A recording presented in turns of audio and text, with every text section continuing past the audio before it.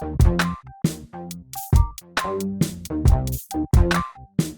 here with the Digital Digest, and today I wanted to share my full review, the digitally digested segment for the Motorola Razr. Now, I have been sick for a few weeks. I'm finally on the mend, and it's time to talk about whether or not the Razr is the real deal. And the thing I will start off with at the top of this video is letting you know that at $1,500 US, this phone is unacceptable. Now, the only carrier that has it is Verizon Wireless. You can buy it direct from Motorola, and it is the most expensive phone that Motorola has ever made, and for good reason. It is a folding device. We do have a 6.2-inch OLED on the interior of this device that folds, and even though I completely believe, I am all in, that folding displays are the way of the future for all smartphone devices. It's going to, in my opinion, change the landscape dramatically. This is not a gimmick. This phone, unfortunately, is nothing but a gimmick.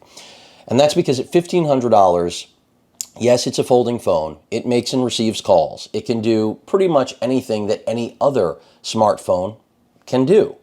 But will it do any of those things well? Well, it's passable, but at $1,500, I expect flagship-esque specs, okay?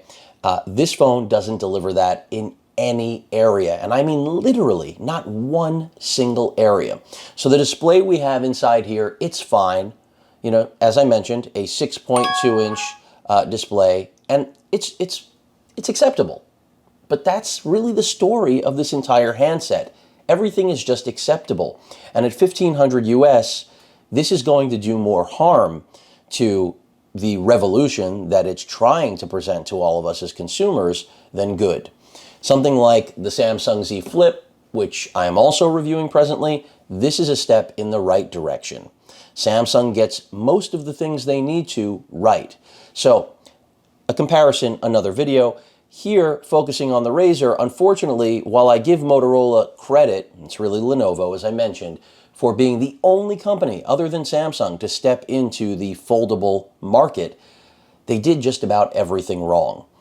They had the right phone, the right concept for a reboot, and if nostalgia is up your alley, they've got that going.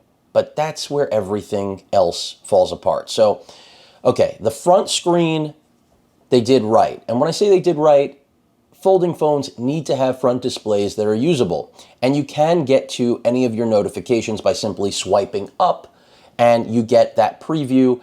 And certainly they did a better job than the phone I just mentioned, the Flip. The Flip has the smallest friggin' screen, front screen, on Earth. But this is pretty much the only thing, other than the way this phone feels in hand, that I actually think is good about the Razr here in 2020. And that's because from a spec perspective, let's go over that for a second. I already talked about the internal display.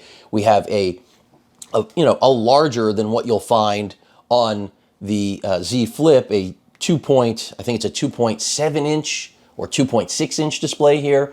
But then as I go down the specifications, and again, this is not a comparison today, in this video at least, to the Z Flip, but we'll start off with the processor. Even if you know nothing of Snapdragon processors, if I told you were getting inside of this $1,500 a processor that doesn't even sit in something like a base, not even flagship phone like the S20. In fact, the processor in here will underperform last year's flagship phones because the Snapdragon 710 is exactly that. It's an affordable, competent CPU, but nothing to get excited about. Okay, but it still does everything, right? Everything runs as it should. The phone isn't slow. Let's talk about RAM. Well, 6 gigs of RAM. Now, even the Z Flip, I said it's not a comparison, 8 gigs of RAM. And the Z Flip is $100 less than this phone. And 6 gigs of RAM, just to give you perspective again, is less than you will find in flagship Android phones. I'm not going to compare it to the Fruit Company. In fact, what I continuously feel about the Razr is that this feels a hell of a lot like what Apple would release. And by that I mean overpriced crap. Because moving on, bad processor, and when I say bad, I mean for the price. Not a solid amount of RAM, enough that it'll get things done. Cameras are terrible. Now, not even Apple would do that. And when I say terrible, they're serviceable, they're functional, but I, again, would never recommend any phone that had cameras like this at even 1,000 US, forget 1,500. Then let's put into the mix that it also has the smallest battery of any smartphone that I've tested, reviewed, or used in probably more than 5 years, because the battery that's inside of this phone is, I think, something like 2,500 milliamp hours. Again, for perspective, 3,300 milliamp hours in the Z Flip, 4,000 in my Note 10 Plus, 5,000 in the brand new S20 Ultra. So even if, again, you don't know what those numbers mean, certainly you know that 2,500 is not a lot when I just mentioned 3,300 in the Z Flip, 4,000 in the Note 10 Plus, and 5,000 in the S20 Ultra. Surprisingly though, even though the battery has like the smallest rating I've seen in a handset in years, the battery life isn't as bad as I expected. But that likely has to do with the fact that this is an 800 by 600 2.7-inch display, and this 6.2-inch internal screen is also fairly low res. So I think that accounts for the fact that battery life still isn't too bad, in spite of the fact that it's got pretty much the smallest battery I've seen, again, in years. Then let's add into the fact on this $1,500 mediocre cake or pie or sandwich that there's no wireless charging. Again, something that historically would make me feel like it's an Apple product, even though now even Apple has wireless charging. So yet another thing you would have to sacrifice simply to get the nostalgic Razr feeling. And I don't think that's worth $1, in my opinion. You know, the retro mode lives there. It's not bad that it's there. It should be right here in the menu. And that's cute and everything. You know, this is cute. It's cute that it's got the retro mode. It's cute that it does the Hello Moto and it can take you back in time. But for $1,500, it shouldn't just take you back in time. It should be the phone of the future today, much like the Galaxy Fold or the Z Flip, and it's none of those things. So again, this phone works. You can buy it, you can use it. It will work as your daily driver. But I really, outside of the fact that it's got this, if we took away the folding display gimmick, and because it is a gimmick here, it's not in a phone like the Z Flip that I keep mentioning or the Galaxy Fold, what does this amount to? A $200 phone? I mean, so Motorola's taken a $200 phone, and I mean $200 not at cost, I mean for you to buy in terms of its internals, and they've put this folding display on it, and the application isn't even good. I mean, the fact that it pushes out, you can see right there, let me get the screen back on, but the fact that it actually, excuse me, actually bumps out, look at that. Can you see that you can actually see into the housing? So that's flush, but then as we start to close, it actually ripples. I mean, it's such a poor application of engineering. I don't even know what to say. Now, I mean, the hinge works, but I do not want to even venture as to how long this is going to last before it breaks. And even though Motorola calls this phone splash resistant, I don't want to find out. No way. I mean, and the noise it makes, I will put this to my microphone.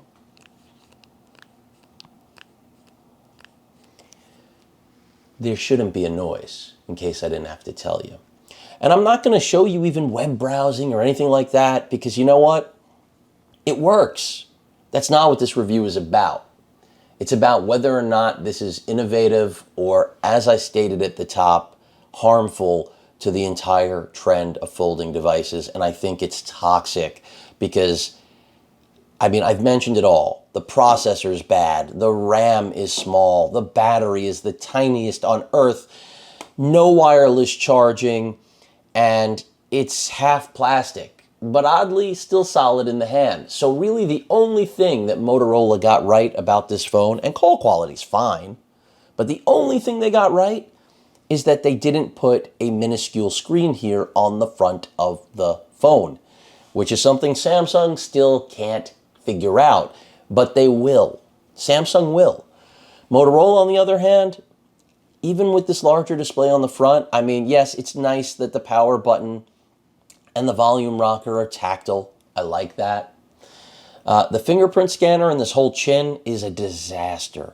And I don't mean that the fingerprint scanner doesn't work. I just mean it's a disaster from a usability standpoint. I mean, having that chin, if it served any purpose, it would be great. It serves none. And it, in fact, in my opinion, gets in the way of usability. Because part of every Android phone experience is swiping up to reveal your, navigation buttons. And because you've got a chin here, that's inherently in the way. There's just no upside to having this chin. Another thing which I like about the Flip that we don't have here is the ability to rest the phone in an open position. This hinge automatically will every single time just flip open. So, is there any upside to the Razr? Well, there is, like I said, in that we've got another manufacturer making a folding handset. But that's pretty much it. Again, this will work.